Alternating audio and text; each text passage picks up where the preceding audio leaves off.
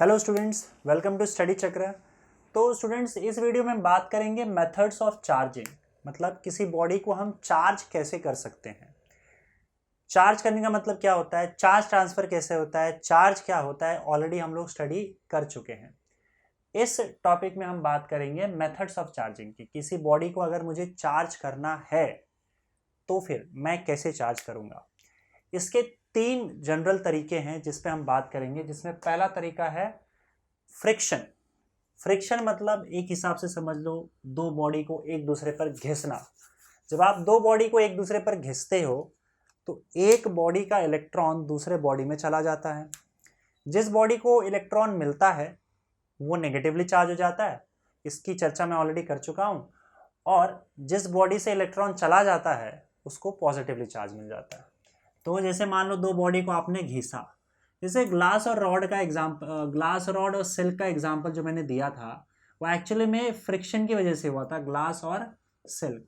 जब इन दोनों को घिसा गया तो एक्चुअली में होता क्या है कि ग्लास से इलेक्ट्रॉन ट्रांसफर हो गए सिल्क पे। तो अगर इसके पास इलेक्ट्रॉन आए तो ये नेगेटिवली चार्ज हो जाएगा, और क्योंकि इसके पास से इलेक्ट्रॉन चले गए तो ये पॉजिटिवली चार्ज हो जाएगा।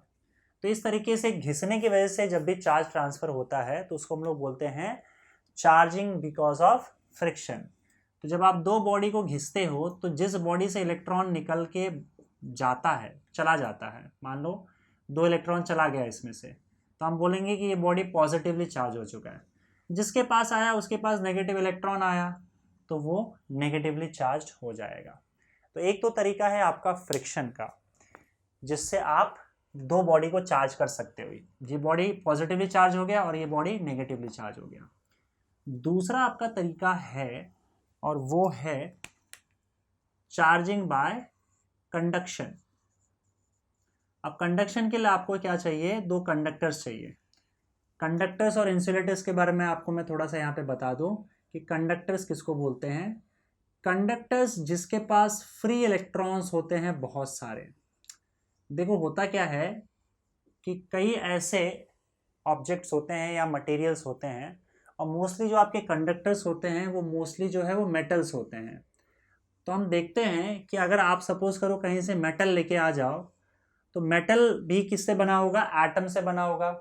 अब मेटल के एटम्स में कुछ ऐसा होता है कि उसके लास्ट शेल के इलेक्ट्रॉन्स, मेटल के एटम्स के या कंडक्टर्स के एटम्स के जो लास्ट शेल वाले इलेक्ट्रॉन्स होते हैं ये एक्चुअली में इससे फ्री हो जाते हैं। अंदर में इलेक्ट्रॉन्स जो हैं वो तो चलो भाई न्यूक्लियस से जुड़े हुए हैं और एटम ने इसको, न्यूक्लियस ने उसको पकड़ के रखा हुआ है, पर लास्ट वाला इलेक्ट्रॉन जो होता है उसके और इसके बीच में उतना फोर्स ऑफ अट्रैक्शन नहीं रहता, जिसके वजह से लास्ट वाला इलेक्ट्रॉन अपने इस एटम से छूटकर फ्री घूमने लगता है। और ये हर एक एटम के साथ होता है। तो आप देखोगे कि लास्ट शेल वाला इलेक्ट्रॉन जो है, क्योंकि वो अपने न्यूक्लियस से उतना बाउंड नहीं होता, अटैच नहीं होता, वो फ्री घूम रहा है।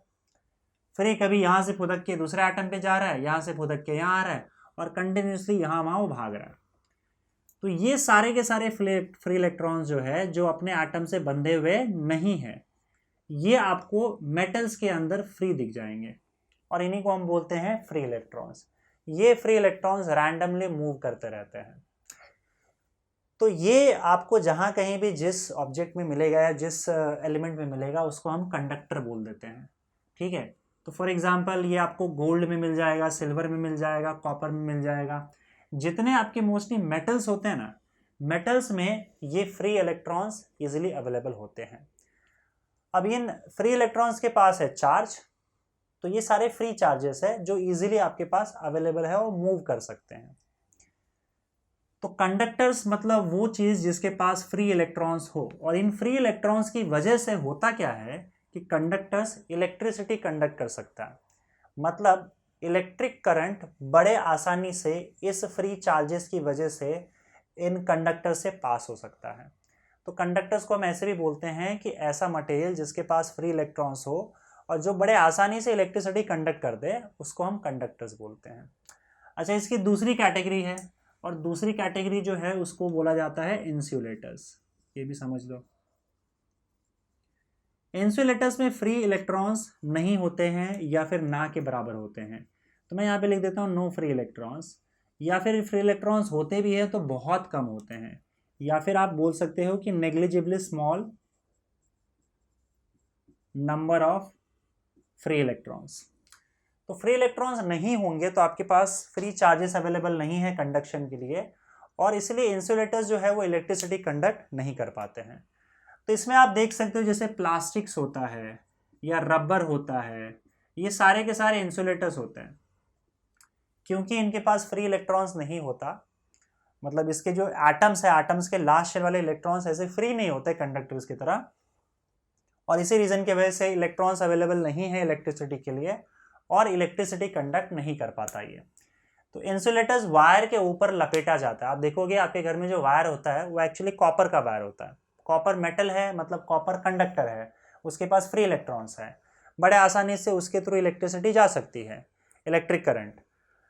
लेकिन हमको शॉक ना लगे इसकी वजह से क्या करते हैं, वो उसके ऊपर इंसुलेटर्स लपेट देते हैं। तो उसके ऊपर जो आप देखोगे जो लपेटा हुआ रहता है जिससे हमको सुरक्षा मिलती है, वो एक्चुअली में इंसुलेटर्स होता है, जिसके पास फ्री इलेक्ट्रॉन्स नहीं होता और वो इलेक्ट्रिसिटी कंडक्ट नहीं कर सकता।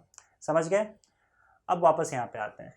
तो कंडक्शन जो मेथड है जिसके वजह से हम बॉडी को चार्ज कर सकते हैं, उसके लिए आपको चाहिए कंडक्टर। मान लो आपके पास एक कंडक्टर है, कंडक्टर मतलब समझ गए ना, मोस्टली मेटल्स जो होते हैं वो कंडक्टर्स होते हैं।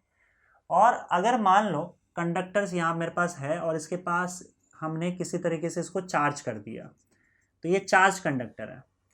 अगर इसके कांटेक्ट में आप कोई दूसरा कंडक्टर लाते हो जिस पर कोई चार्ज नहीं है, न्यूट्रल है, ये न्यूट्रल है, दिस इज न्यूट्रल, तो आप देखोगे कि कुछ अमाउंट ऑफ चार्ज यहाँ से यहाँ ट्रांसफर हो जाता है। तो इसके पास जितना पॉजिटिव चार्ज था, मान लो 50 कूलम का पॉजिटिव चार्ज है, तो हो सकता है, देखो हो सकता है कि डिपेंड करता है कि किस टाइप का आपने कंडक्टर लाया है, उसका साइज क्या है, उस हिसाब से इस पर चार्ज ट्रांसफर होगा। मान लेते हैं यहाँ पे 15 कूलम ऑफ चार्ज ट्रांसफर हो गया, तो 15 कूलम ऑफ चार्ज ट्रांसफर हुआ, तो अब फाइनली क्या होगा, 50 कूलम से यहाँ पे 35 कूलम बच जाएगा। तो 35 कूलम चार्ज इसके पास रह जाएगा और 15 कूलम चार्ज इस पे आ जाएगा। तो इसमें से चार्ज 15 कूलम उसमें से ट्रांसफर हो गया, ऐसा हम बोल सकते हैं। फिर आप उसको यहाँ से हटा लोगे तो आपके पास एक चार्ज्ड बॉडी आ जाएगा। तो हमने ये किया, इस प्रोसेस को बोला जाता है कंडक्शन। आपने कांटेक्ट में लाया दो कंडक्टर्स को, और एक कंडक्टर से चार्ज ट्रांसफर होकर दूसरे कंडक्टर के पास चला गया, और अब हम इसको बोलते हैं कि आप चलो ये इसको हटा लोगे तो आपके पास ये चार्ज बॉडी आ जाएगा जिसके पास 15 कूलम का चार्ज है। तो हम बोल सकते हैं कि भाई ये बॉडी भी जो है वो चार्ज हो चुका है। तो इस तरह से कांटेक्ट में लाकर जब हम दो कंडक्टर्स को और तब हम किसी कंडक्टर को चार्ज करते हैं, इसको बोला जाता है मेथड ऑफ कंडक्शन। तीसरा सबसे इंटरेस्टिंग वाला जो है, जो मुझे लगता है, वो है इंडक्शन, चार्जिंग बाय इंडक्शन, या फिर इसको बोला जाता है इलेक्ट्रोस्टैटिक इंडक्शन। इंडक्शन में आप बिना कांटेक्ट के ही बॉडी को चार्ज कर देते हो। कैसे? देखो, मान लो आपके पास एक बॉडी है जो ऑलरेडी पॉजिटिवली चार्ज्ड है, तो आप क्या करो, ये पॉजिटिवली चार्ज बॉडी को किसी दूसरे बॉडी के पास लेके आओ जो न्यूट्रल है। अब न्यूट्रल होने का मतलब ये नहीं होता है कि इसके पास कोई चार्ज ही ना हो, क्योंकि देखो चार्जेस तो हर इलेक्ट्रॉन और हर प्रोटॉन के पास होगा। हर इलेक्ट्रॉन के पास नेगेटिव चार्ज होगा और हर प्रोटॉन के पास पॉजिटिव चार्ज होगा, राइट? तो हम ये ज़रूर बोल सकते हैं कि ये नेगेटिव और पॉजिटिव चार्ज जो है वो एक्चुअली में डिस्ट्रीब्यूटेड हैं एक साथ, और इसकी वजह से आपका ये बॉडी जो है वो हम उसको बोलते हैं कि भाई ये 1 2 3 4 5 6 7, 1 2 3 4 5 6 7, हाँ ठीक है। तो ये हम बोल सकते हैं कि जितना इक्वल अमाउंट ऑफ नेगेटिव और equal amount of positive charge इसके पास है, क्योंकि जितने इलेक्ट्रॉन्स होते हैं उतने ही प्रोटॉन्स होते हैं, तो टोटल मिला के चार्ज 0 होता है। तो वैसे ही जब ये बॉडी न्यूट्रल है, इसका मतलब इसका चार्ज इक्वली डिस्ट्रीब्यूटेड है और इसकी वजह से ये न्यूट्रल है। लेकिन जब आप एक पॉजिटिवली चार्ज बॉडी को इसके पास लाओगे तो ये चार्जेस रीडिस्ट्रीब्यूट हो जाते हैं, क्योंकि पॉजिटिव चार्ज को देखकर पॉजिटिव चार्जेस रिपेल हो जाएंगे और नेगेटिव चार्जेस अट्रैक्ट हो जाएंगे। तो होता क्या है कि जितने भी नेगेटिव चार्जेस हैं वो एक्चुअली में इसके करीब चले जाते हैं, और जो पॉजिटिव चार्जेस है वो इससे दूर भाग जाते हैं। 1 2 3 4 5 6 7, 1 2 3 4 5 6 7, ठीक है।